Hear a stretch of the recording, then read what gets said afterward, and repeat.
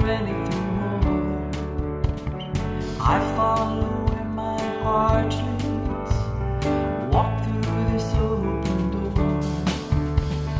I've always been a seeker, felt I was alone. Now in this room full of smiling faces, I know I found my home. This is where joy is, this is where love is, this is a place where I am strong. This is where I see working with heart's beat. I am right where I belong. Whoa.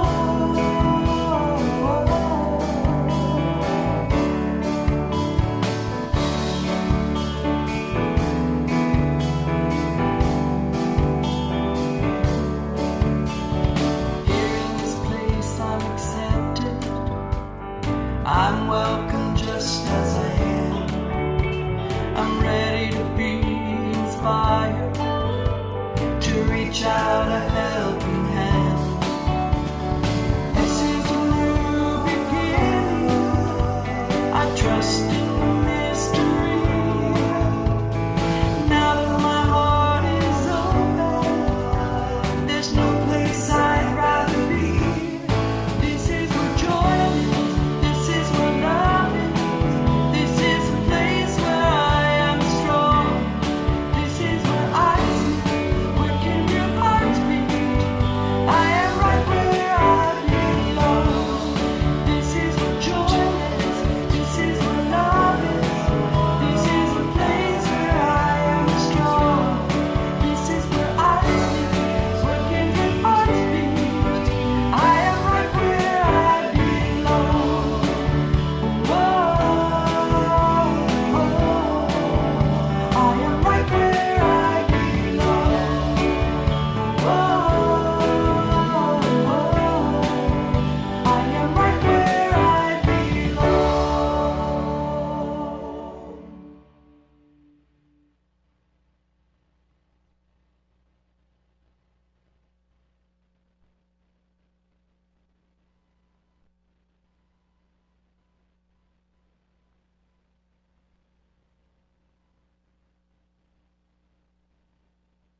Good morning, Unity of Wichita.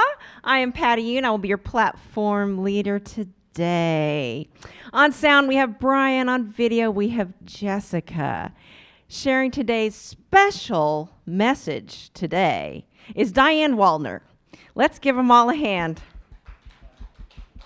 Our greatest desire is that you're inspired by the music, the message, meditation. You are a blessing to us. Every month, we celebrate one of the 12 powers that our co-founder, Charles Fillmore, identified and discerned to be within each one of us. The power of this month is the power of order. And that is the power to organize, to sequence, to balance, and to adjust. And so with that power of order, let's say our mission statement together. Inspiring spiritual transformation as a vibrant, diverse, and inclusive community. And with that same power of order, let's say our statement of being together. There is only one presence and one power in my life and in the universe, God the good, omnipotent. Now is the time to silence our cell phones as we welcome our first-time guests. If you're here in the sanctuary for the first time, reach now to the seat in front of you. There's a packet with a gift inside. Fill out the form on the front and put it into the offering plate as you leave. Your presence is your gift to us. If you're at home, online, and you're new, put in the chat box that you are and go later to our website to find out about ongoing and upcoming events. We would love to see you in person soon. Unity is a worldwide ministry dedicated to the ongoing awareness of the Spirit within all. We invite you to consider our teachings wherever you may be on your spiritual journey. Keep what works for you and gently release the rest. We will now bless everyone who is connected here today. We love you. We bless you. We appreciate you.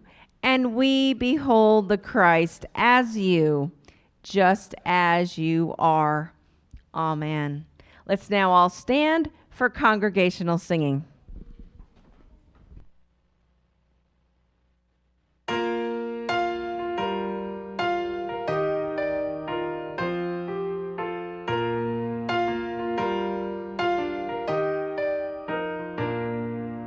Peace in my life is growing because I choose love. Love's always present, it's what I'm made of. I choose love. We are a part of each other. We are one tie that binds us, that can't be undone. I choose love.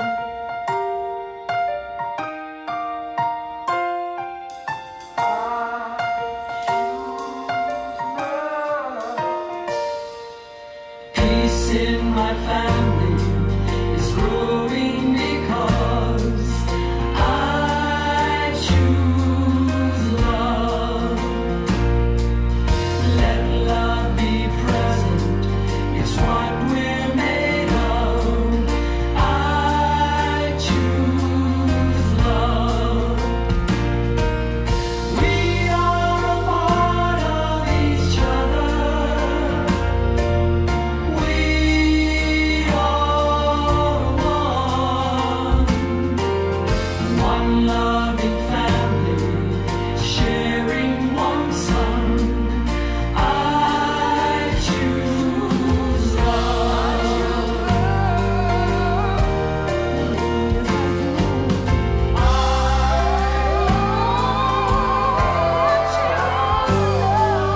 Peace for our planet is growing because I choose love. Let love be present, it's what we're made of. I choose love. We are a part of each other. We are one choice unites us. Let this be the one. I choose love. I choose love. I choose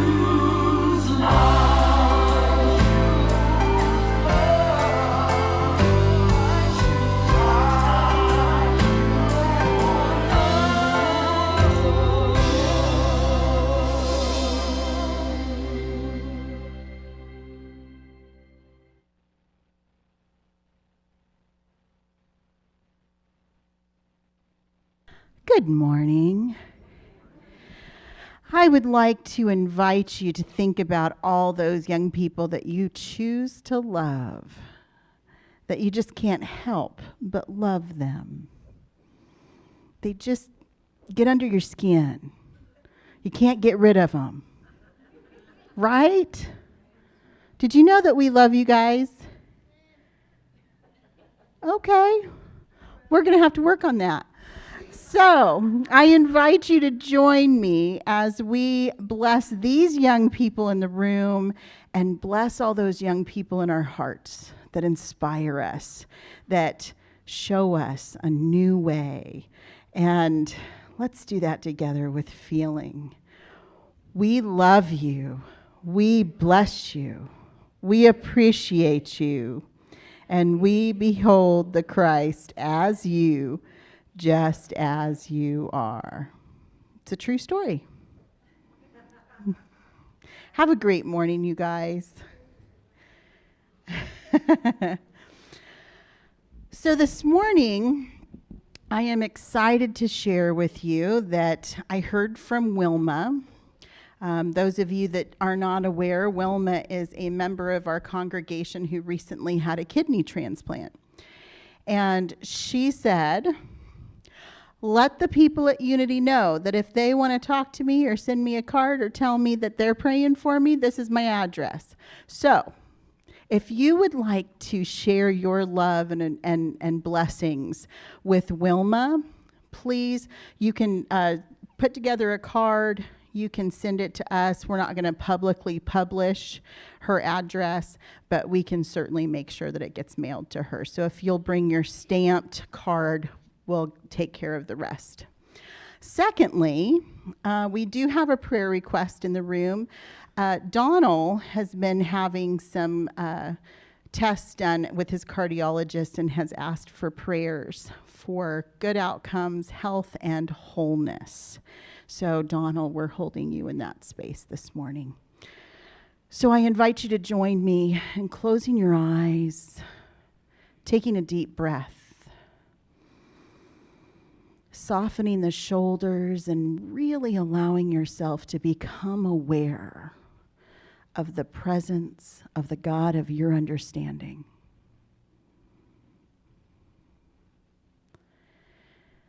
It is this presence of God with whom we move into the sacred sanctuary of prayer.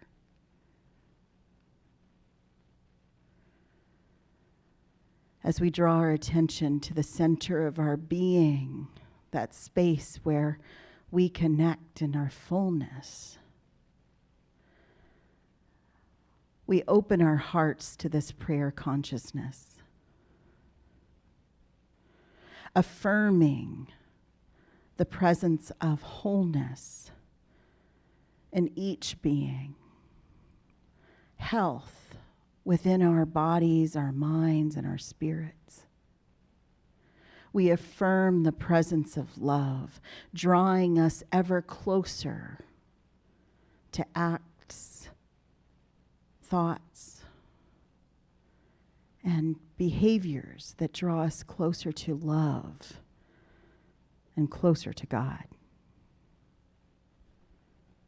We affirm in this moment the presence of God in all circumstance and see the unfolding of peace and compassion in our lives and in the community and the world around us. For we affirm God is there. I invite you now to envelop all those for whom you hold prayers, spoken and unspoken, in this consciousness of prayer in the silence.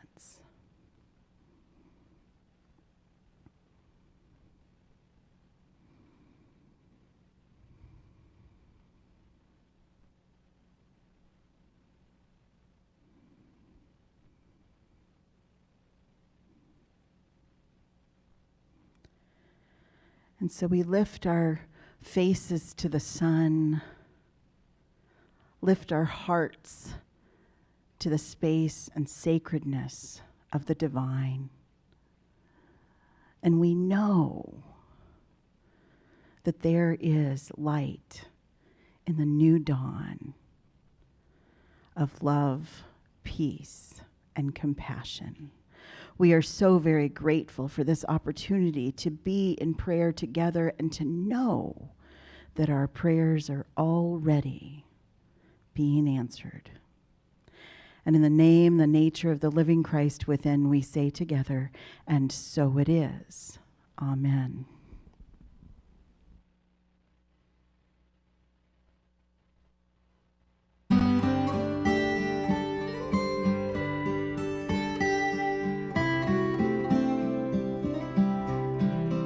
I am goodness,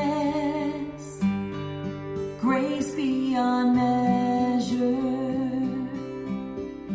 I am peace,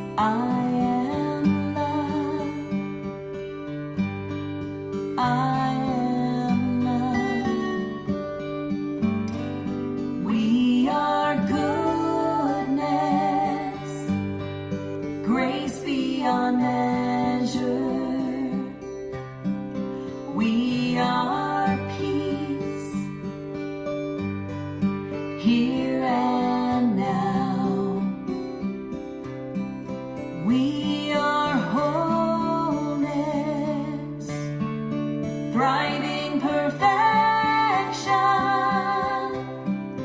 We are love. We are love. We are life,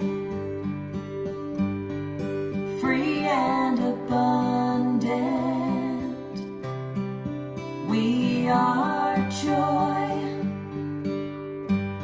awakened and wild. We are spirit, open and boundless. We are love. We are love. We are spirit, open and boundless. We are love. We are love.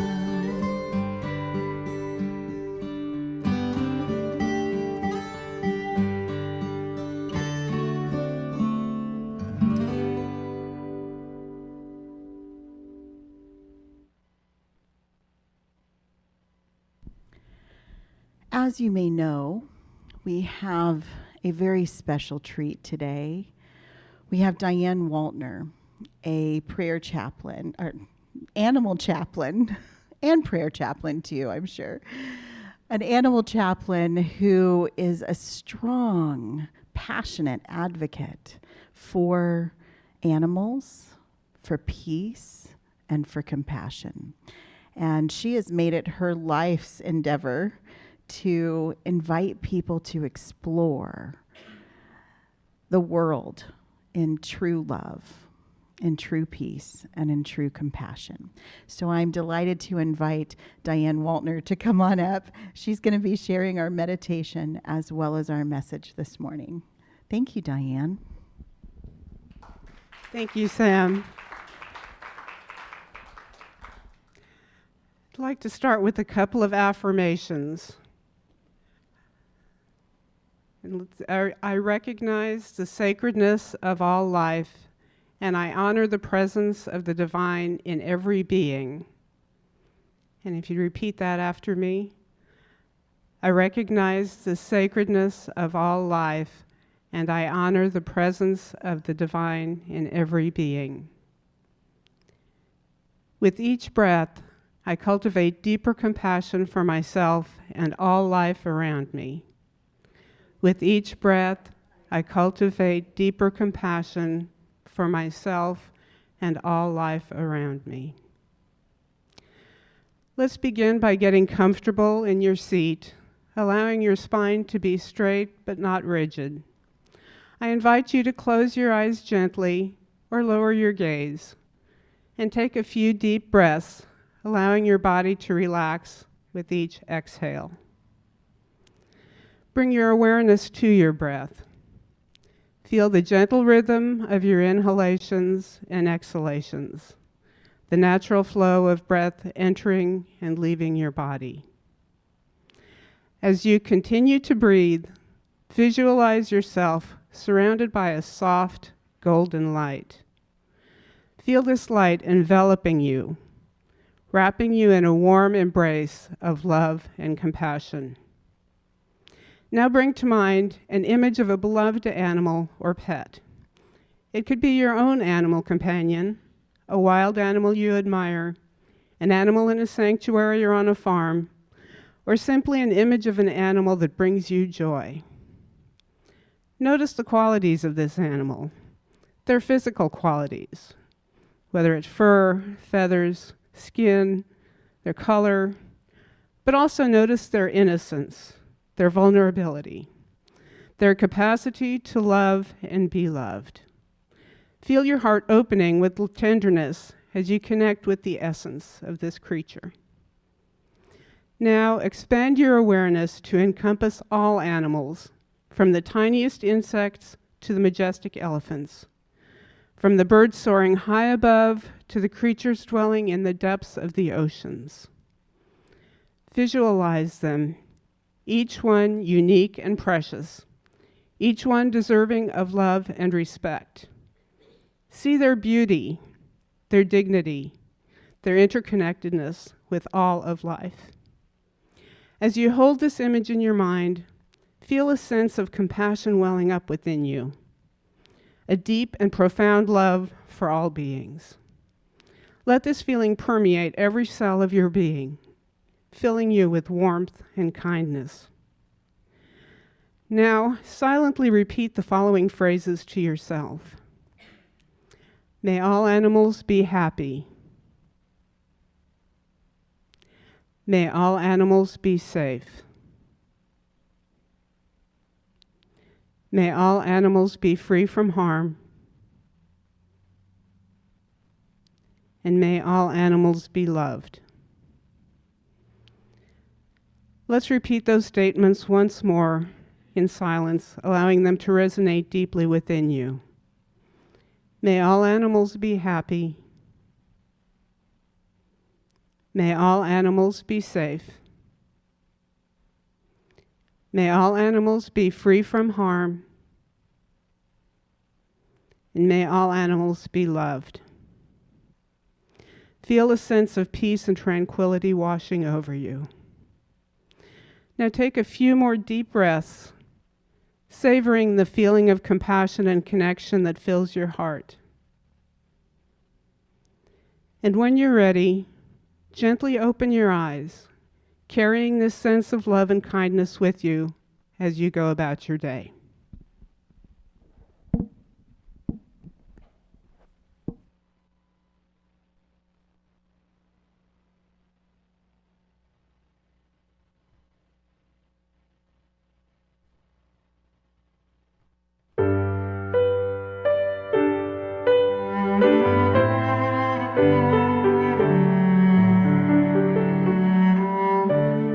With us, not for us, to love, not to own. We share this life's journey. We don't walk alone. We're different yet equal in God's eyes, in mine, and the bond forged between us endures beyond time. Let me see what you see. Let me hear what you hear. Let me love as you love. Let me sing without fear the song of your beauty, the song of your soul, a song of celebration where all are made whole.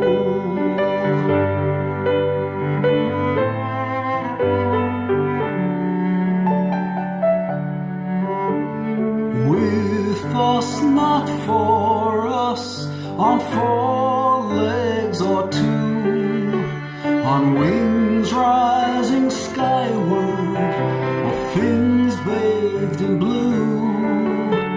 Forgive what we've done, guide our hearts to be true. You're with us, not for us, that's our promise to you. Let me see what you see. Let me hear what you hear. Let me love as you love. Let me sing without fear the song of your beauty, the song of your soul, a song of celebration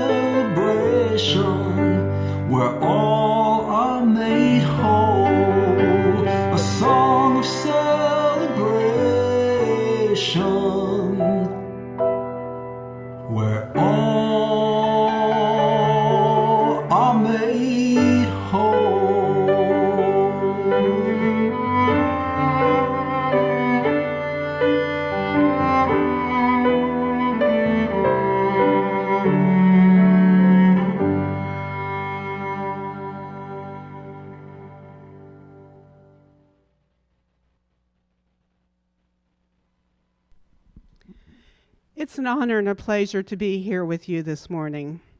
As Reverend Sam mentioned, I'm an animal chaplain ordained through the Compassion Consortium. And I'm here today to talk about something which we don't often hear much about, especially in churches. But it's very much in keeping with our theme of the month, peace, as well as the power of the month, order. Also, September is World Animal Remembrance Month, which is a time to remember, respect, and honor the memory of all animals. In addition to giving us an opportunity to pay tribute to our animal family members who have crossed the Rainbow Bridge, it also gives us an opportunity to remember animal victims of abuse, cruelty, and neglect, animals who are exploited for human use, animals who have died in natural disasters, and threatened and extinct species. So today I'll be speaking on spirituality and our relationships with other than human animals. We'll be exploring the ethical vegetarianism of Charles and Myrtle Fillmore, co-founders of the Unity Movement, and its relevance in today's world. The Fillmores believed in a spiritual and compassionate lifestyle that included a vegetarian diet as a key component. Now, I realize that this may be a difficult and uncomfortable topic for many, but I hope you'll stay with me. To quote Finley Peter Dunne, we are here to comfort the afflicted and afflict the comfortable. And I know that being uncomfortable has been the catalyst for me to become a much better person. And don't we all want to grow and evolve into the best versions of ourselves? So let's walk this path of discomfort together with love. Can anyone tell me who made the following statement? Quote, "As we are told in Genesis 1:29, behold, I have given you every herb-yielding seed which is upon the face of all the earth, and every tree in which is the fruit of a tree-yielding seed. To you it shall be for food." Here is plainly indicated a vegetable and fruit diet for man.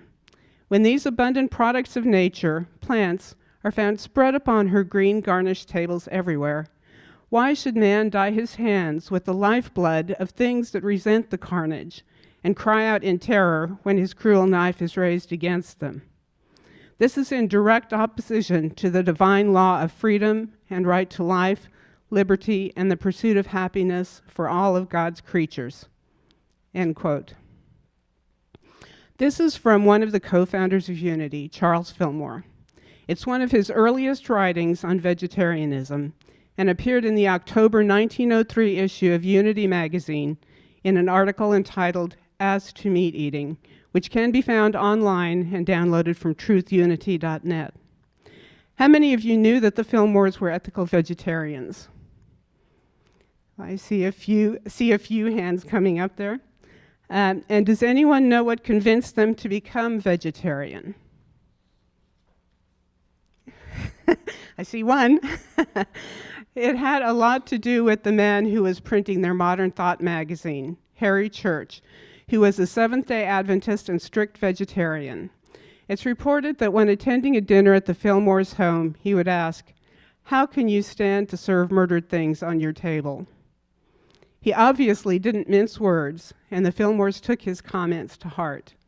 They became aware of the important connection between diet and spirituality. Soon after, they stopped eating meat and began advocating a vegetarian diet. Myrtle Fillmore explained her decision as an easy one. "The appetite left me without my even thinking about it, and I am sure I outgrew the demand for murdered things." Now bear in mind that they became vegetarian in 1895, almost 50 years before the term vegan was even coined.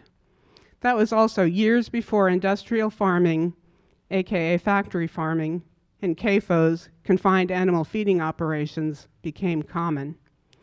So the situation for animals and for vegetarians was significantly different at that time than it is today. Today it's worse for the animals, but far better and easier for vegetarians and vegans. There is some question as to whether the Fillmores were vegetarian, eliminating meat but continuing to eat eggs and or dairy, or vegan, eliminating all animal products. But we do know that they were very concerned about the well-being of animals and inspired to do their best to avoid exploitation of any kind. They believed in the oneness of all life. They saw all creatures as expressions of the divine, and argued that consuming animals perpetuated suffering and was incompatible with the spiritual principles of love and compassion. The Fillmores had the courage to live their convictions, and they wrote extensively about their stance on the benefits of vegetarianism, both for the animals and also for humans.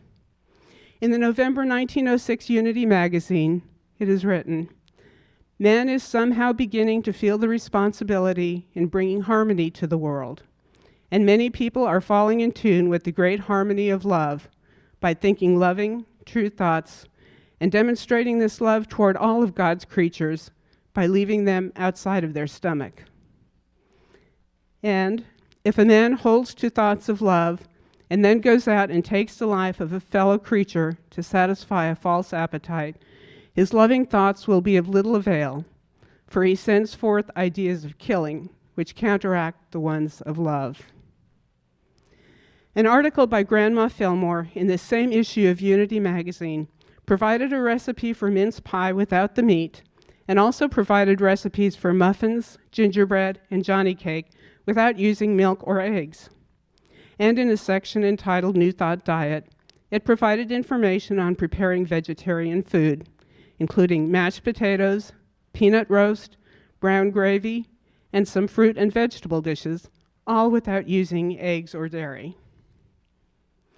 Also in 1906, Unity Inn of Kansas City opened and could serve as many as 200 guests at a time.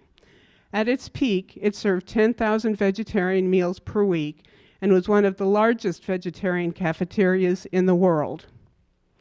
In 1911, the Unity Pure Food Company opened in Kansas City, Missouri, with the purpose of introducing food products to take the place of meats, according to an article in the June 28, 1911 Weekly Unity. A quote from the Unity magazine in February 1911, "To say I am love and then eat the flesh of a poor tortured animal is inconsistent, and the partaker of the food is guilty of the slaughter." And from the tract Flesh Eating Metaphysically Considered, "But the master on the spiritual plane is not a slave driver. He does not use force. The only law he recognizes is love. He must recognize all life as God's life, and destined by a wise hand to be in its right place wherever he finds it. Thus, he cannot in any way sanction the killing of animals for food, nor can he give passive assent by eating the flesh of those slain by the hands of ignorant men.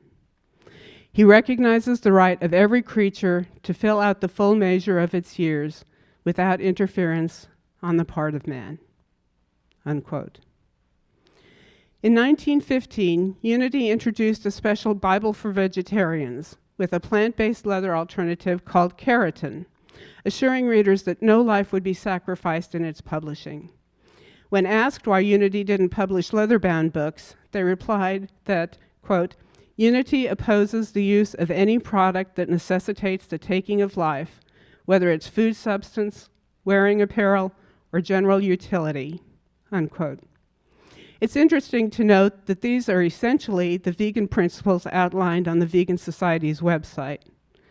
Veganism is a philosophy and way of living which seeks to exclude, as far as is possible and practicable, all forms of exploitation of and cruelty to animals for food, clothing, or any other purpose, and by extension promotes the development and use of animal-free alternatives for the benefit of animals, humans, and the environment.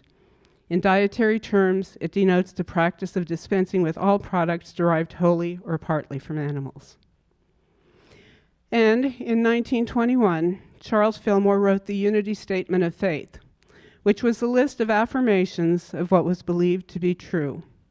It consisted of 32 statements written in response to criticism from some Christians that Unity was abandoning the doctrines of Christianity. One of those statements was the following: "We believe that all life is sacred, and that man should not kill or be a party to the killing of animals for food.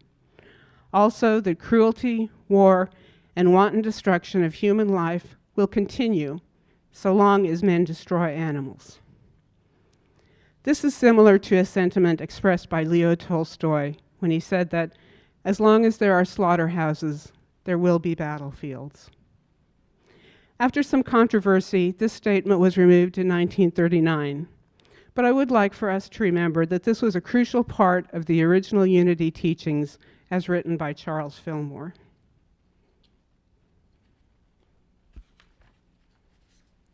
Some things to consider. In this country alone, we kill some 1 million chickens, 14,000 pigs, and 4,000 cows every hour.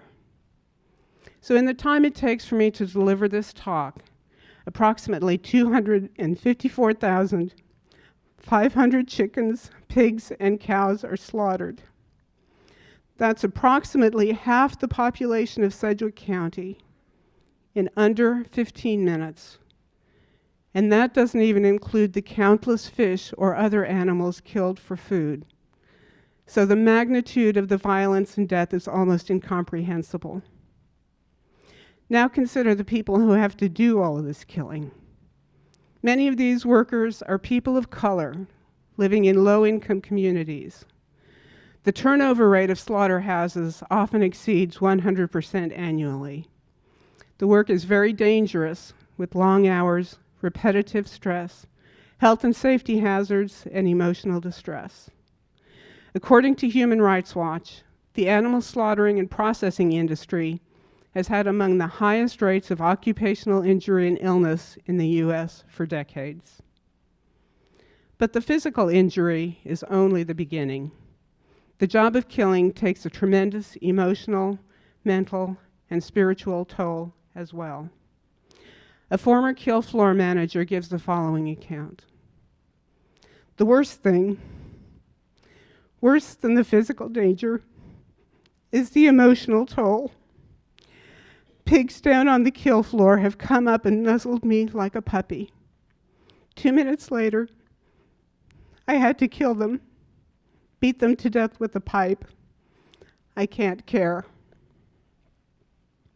And one former slaughterhouse employee wrote for BBC, I didn't suffer physical injuries, but the place affected my mind. At night, my mind would taunt me with nightmares, replaying some of the horrors I'd witnessed. One skill that you master while working at an abattoir is disassociation. You learn to become numb to death and to suffering. That desensitization can cross over to humans as well. Often workers turn to drugs and alcohol to help them cope with the trauma of their work. And studies have found links between slaughterhouse work and increased crime rates, including domestic violence, sex offenses including rape, murder, assault, burglary, arson, theft, and larceny. So how can we expect or even hope for peace on earth with this tremendous amount of violence, suffering, and death happening nonstop, 24 hours a day, 7 days a week? Another quote from Flesh Eating Metaphysically Considered. Every animal will fight for its life.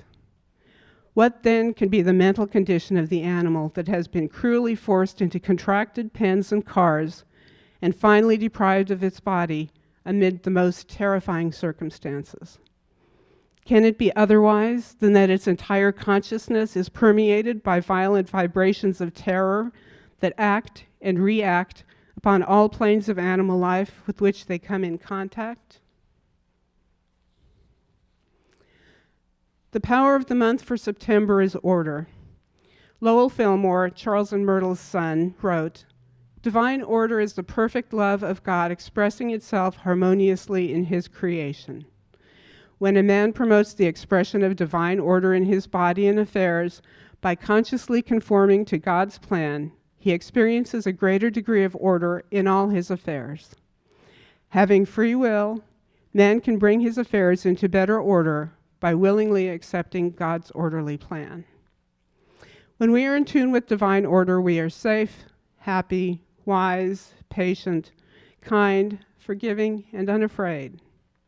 Let us now enter into the spirit of divine order and abide there while we co-operate with God in establishing the harmonious kingdom of heaven upon the earth, here and now. But what happens to divine order when we consume animals? According to Charles Fillmore in As to Meat Eating, when man eats an animal, divine order is disturbed. The animal is denied the right of expression, and man clogs his system with sewage and second-hand food. Now, this is all just a very small sampling of their writings on this subject. So, considering these writings and knowing that some of the worst animal cruelty is perpetrated against cows exploited for their milk and chickens exploited for their eggs, I'm confident that if they were alive today, the Fillmores would most likely be vegan. There is much more online, and in Unity Minister Reverend Carol Saunders' booklet, The Forgotten Teachings of Charles Fillmore, how our relationship with animals connects to universal love, ethical living, spiritual development, world peace. I have a few copies of that available here today for anyone who would like to take a look at it. Some of you know my story, growing up in an agricultural community and working in my dad's poultry hatchery. So I found it very difficult to buck the system and go vegetarian approximately 35 years ago. But I got to the point where I could no longer justify my desire to eat meat over an animal's right to live. I was vegetarian for about 20 years before I finally had to acknowledge the inconvenient and painful truth that I could no longer deny. There are virtually no retirement homes or pastures for spent dairy cows or laying hens. After their productivity declines or ceases, they end up in the slaughterhouse, just the same as the cows and chickens raised for meat. So by continuing to consume eggs and dairy, I was still contributing to the suffering and death of the chickens and the cows. When that realization finally sunk in, I knew that I could no longer be a part of that. While it was a difficult decision for me at the time, my only regret, as many vegans will say, is that I didn't do it sooner. It filled me with an inner peace and a profound joy that I had not felt before. As Franz Kafka put it, now I can look at you in peace. I don't eat you anymore. There are a multitude of other reasons to eliminate animal products from your diet, which I don't have time to go into today. One concern the Fillmores did not address, because it wasn't as much of an issue at the time, are the devastating ecological costs of animal agriculture. Raising animals for food contributes significantly to deforestation, biodiversity loss, air and water pollution, fresh water usage, which, as we all know, is becoming increasingly important, ocean dead zones, and climate impact.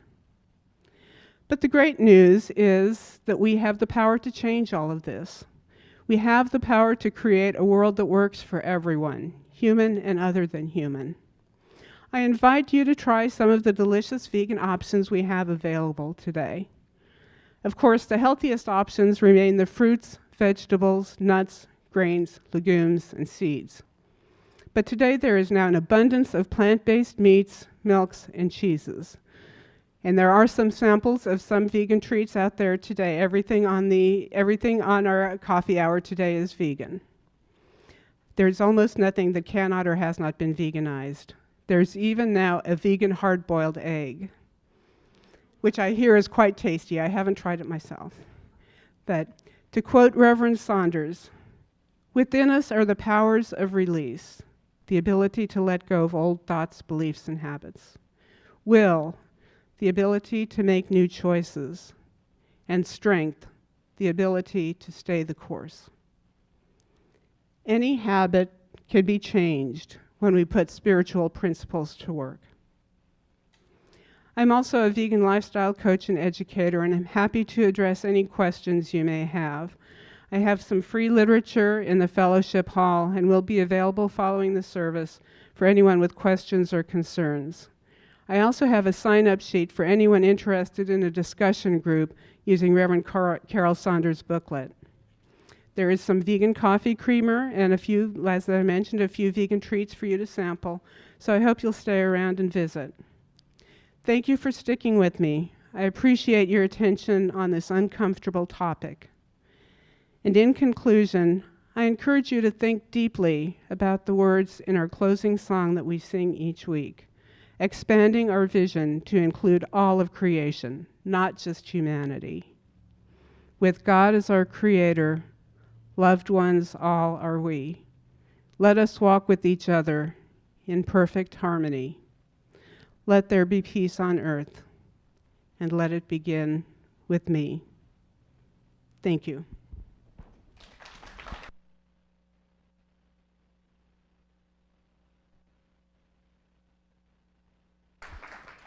Thank you, Animal Chaplain Dianne Waltner. We are certainly blessed here at Unity of Wichita by the music, the message, the meditation, and by love. So if you are blessed by this building, motivated by the message, moved by the music, and want to step into your own flow of financial abundance, consider giving a tithe or an offering this morning. If you're here in the sanctuary, there's an offering plate in the back as you leave. If you're home online, go now to our donations page, our PayPal account, or our physical address. All of us can also take our cell phones, put it up to the QR code, and that will take you directly to the donation site. Whatever amount you are guided to give, just hold it over your heart. Visualize your secure electronic tithe, and let's say our offering blessing together. Divine love flowing from me blesses and multiplies all that I am, all that I give, all that I receive, and I am grateful. Amen.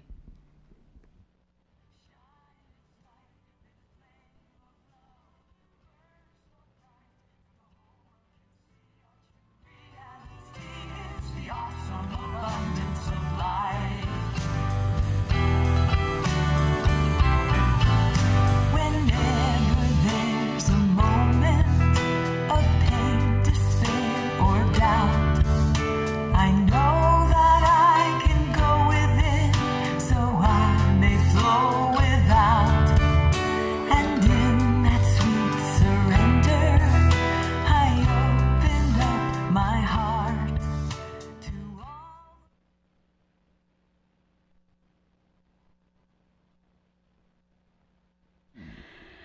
Good morning. As we connect to our intentions, our purpose for giving, I would invite you to hold that image of the gift that not only you receive, but the gift that you are giving. As we bless those gifts, coming forth to support the mission of inspiring spiritual transformation. We are so very grateful to be in the flow of generosity. And in the name, the nature of the Christ within, we say together, and so it is. Amen. Good morning, Mr. Wayne Donner. I'm glad that you're here. Good morning, so am I.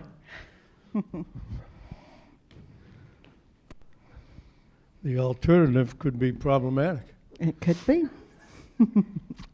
Okay, Unity Spirit Groups begin September 24th, which is this Tuesday. Discover the Power Within will be the book that is discussed, that is written by Eric Butterworth. And it says here we have a video to play.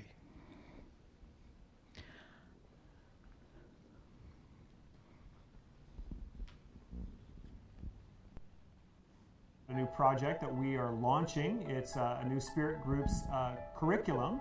It's a 7-week study into Eric Butterworth's Discover the Power Within You. Incredible, incredible book. It's the classic Unity, New Thought, Centers for Spiritual Living teaching that the power of the divine is in all of us and how we can discover it, decide to use it, find those things that would stand in the way of it, release them so we can give our gift into the world and find that fulfillment and that success wherever we turn, wherever we walk. So, really encourage you to consider being a part of it. Join a group. get the book. It's going to be an amazing journey. I will see you there.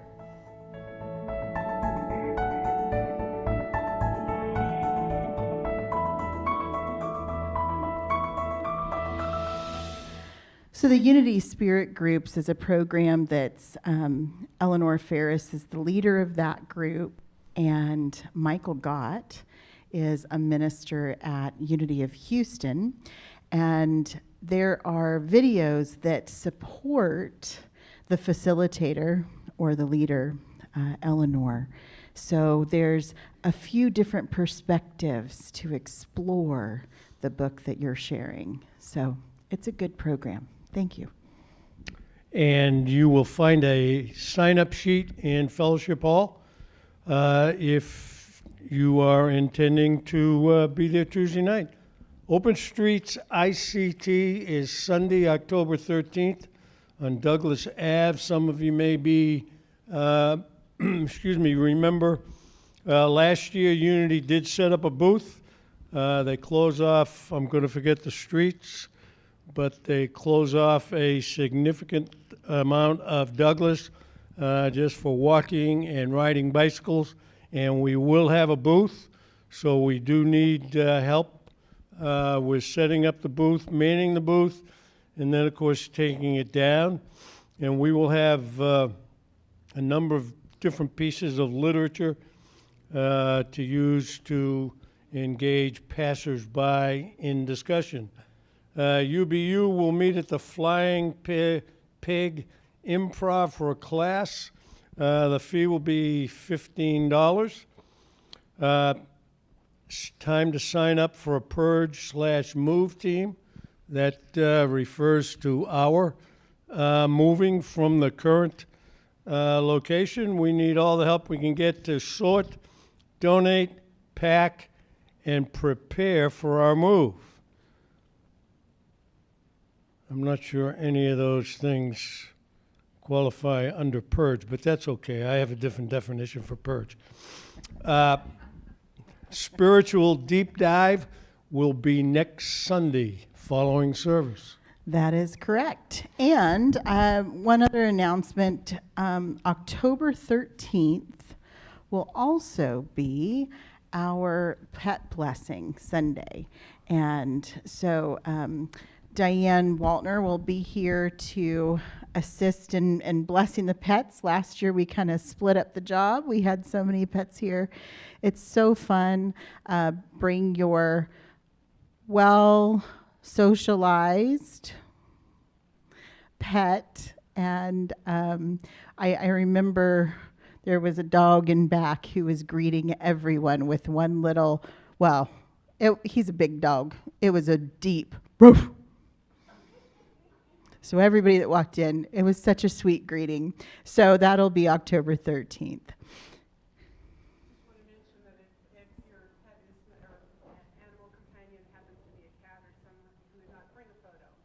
Oh, yes. And if you're not able to bring your animal companion, thank you. Be sure and bring a photo, and we will bless those guys too. So in this moment, I'd like to invite you to stand and connect with one another as we share in the peace, in the prayer of protection, followed by the peace song.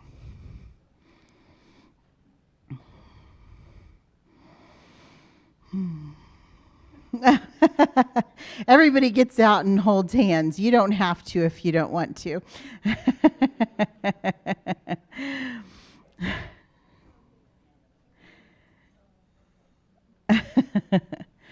So those of you watching online, we're holding this prayer along with you.